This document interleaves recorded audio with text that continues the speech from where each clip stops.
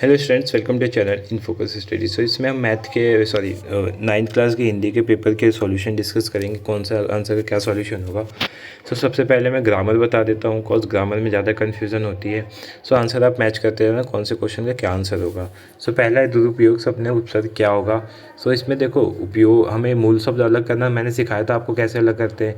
तो मूल शब्द इसमें जो निकलेगा हमारा, जिसका मीनिंग बनेगा उपयोग का बनेगा।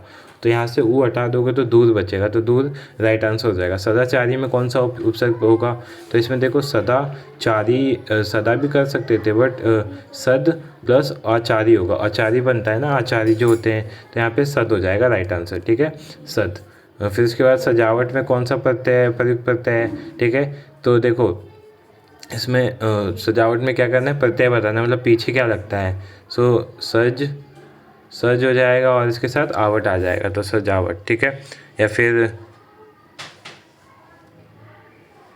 ठीक है, तो सजावट में हो जाएगा हमारा सजावट। फिर झगड़ालू शब्द में कौन सा प्रत्यय है, प्रत्यय पीछे होता है, तो झगड़ा प्लस लू हो जाएगा, तो इसमें इसका राइट आंसर लू हो जाएगा। फिर उसके बाद इसमें उपसर्ग प्रत्यय दोनों पूछा है, अनु, फिर उसके बाद ईयर। ठीक है, करण अलग हो जाएगा तो अनु और ईय हो जाएगा। सो अनु और ईय किस में है, हमारा गौ में है, तो गौ राइट आंसर हो जाएगा। बहुत ईजी आया हुआ था। फिर चौराहा में कौन सा समास है, तो नंबर आ गया। मैंने आपको बताया था नंबर जैसे ही आता है, नंबर जैसे आता है तो नंबर वाले समास कौन से होते हैं हमारे, द्विगु समास। कौन से होते हैं, द्विगु समास। इसका राइट आंसर हो जाएगा, नंबर वाला है तो द्विगु समास हो जाएगा। फिर पाप पुण्य का क्या है, सामूहिक विग्रह और समास का नाम लिखिए। तो पाप और पुण्य, ये डंडी आ गया, डंडी आता है तो कौन सा समास होता है, आपका द्वंद्व समास होता है। और इस डंडी का मतलब क्या होता है, और होता है, तो पाप और पुण्य हो जाता है राइट आंसर। फिर नेक्स्ट क्वेश्चन, नीलकंठ है, मतलब नीलकंठ, नीला है, कंठ जिसका अर्थात शिवजी। तो जहाँ भी भगवान के नाम आते हैं कौन सा समास होता है, बहुब्रीहि समास होता है, जिसमें भगवान के नाम आते हैं। फिर शक्ति के अनुसार में कौन सा समास होगा, तो देखो शक्ति के अनुसार यथाशक्ति होता है। तो इसका राइट आंसर लास्ट हो जाएगा डी, या फिर ख बोले जिसको, यथाशक्ति। फिर महात्मा शब्द में समास विग्रह क्या होगा, सो महान है जो आत्मा अर्थात। ठीक है, तो ये कर्मधारय होगा, क्योंकि कोई भगवान का नाम नहीं है, तो इसमें कर्मधारय आ जाएगा। ठीक है, हाँ नेक्स्ट क्वेश्चन देखते हैं। हमें क्या बताना है, वाक्य भेद बताना है। वाह क्या सुंदर दृश्य है। सो इसमें मैंने बताया था जब भी ये वर्ड ये आए तो ये कौन सा होगा, विस्मयादिबोधक होगा। आप जा सकते हैं, तो हम क्या कर रहे हैं, आज्ञा दे रहे हैं ना, तो ये आज्ञावाचक हो जाएगा। फिर उसके बाद मैं आज विद्यालय नहीं जाऊँगा, तो ये क्या होगा, नहीं जाऊँगा। तो नहीं जाने को क्या बोलते हैं, निषेधवाचक बोलते हैं। फिर सूर्य पूर्व की दिशा में उदित होता है, वाक्य का निषेध बताना है। सो जो सूर्य है पूर्व की दिशा में उदित नहीं होता है, ये राइट आंसर हो जाएगा इसका।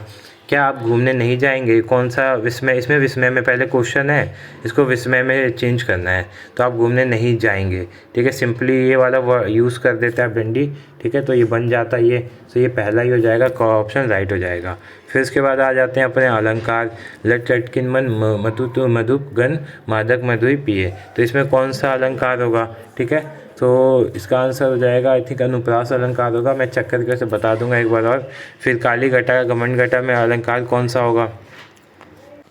ठीक है, तो काली घटा घमंड घटा इसमें कौन सा अलंकार होगा, तो यमक अलंकार इसका राइट आंसर हो जाएगा।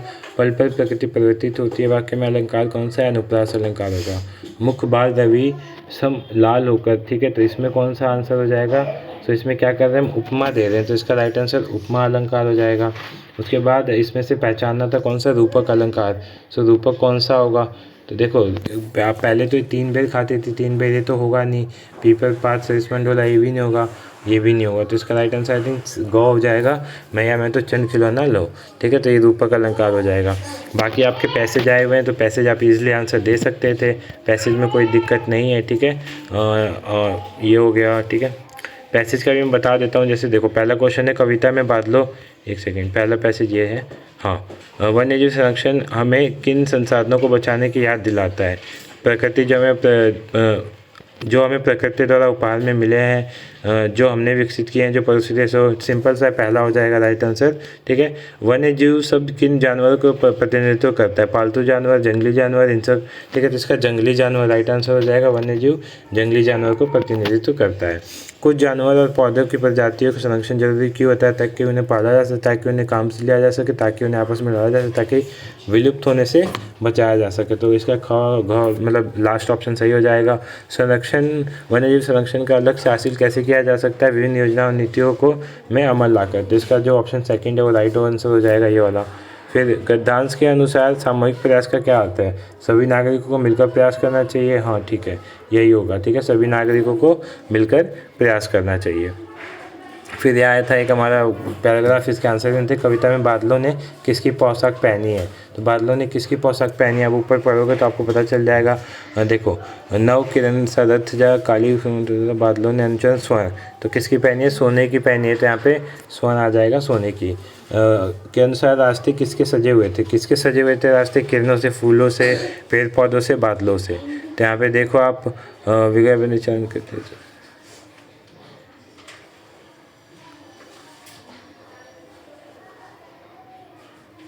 कुसुम से। ठीक है, तो कुसुम से, कुसुम का मतलब क्या होता है, फूल होता है, तो फूल की कैरी हो जाएगा राइट आंसर इसका।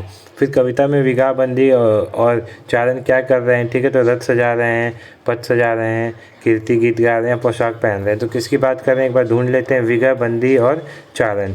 विगाबंदी और चारण देखो क्या करते हैं, नव किरण से रथ सजा है, कुसुम आ रही रवि की सवारी, गा रहे हैं कीर्ति, तो गाना गा रहे हैं, क्या कर रहे हैं, ये गाना गा रहे हैं। तो यहाँ पे लिखा है कीर्ति गीत गा रहे हैं, तो इसका राइट आंसर ग हो जाएगा, कीर्ति गीत गा रहे हैं। कविता में कवि क्या करना चाहता है, विजय की घोषणा, फिर अनुपम दृश्य का देखना। ठीक है, राजा बनना, फौज बनना, विजय की जय घोषणा करना। ठीक है, कविता में भिखारी बनकर कौन खड़ा है। ठीक है, तो भिखारी बनकर कौन खड़ा है, देख लो, राजा का राज खड़ा है और राय में बनकर भिखारी आ रही रवि की सवारी, रवि की सवारी हो जाएगा इसका आंसर। रवि कौन है, सूरज।